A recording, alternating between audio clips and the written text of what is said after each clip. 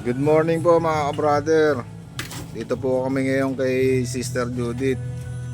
Nakikibayanihan po kami nila Parang Chiking, Parang Buknoy, Coco, si Parang Imon.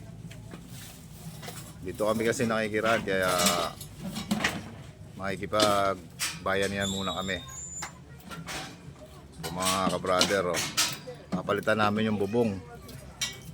Si Tato wala pa tulog pa. Okay, ganda-ganda lang usapan namin kagabi. Pare, okay lang? Yes, sir. Parang Chiking, Boss, Parang Imon. Hoy. Nandito maraming basura. Ayun po. Mamaya po mapapalitan na rin namin ang bubong yan. Itong mga kasama natin, mga ka-brother natin.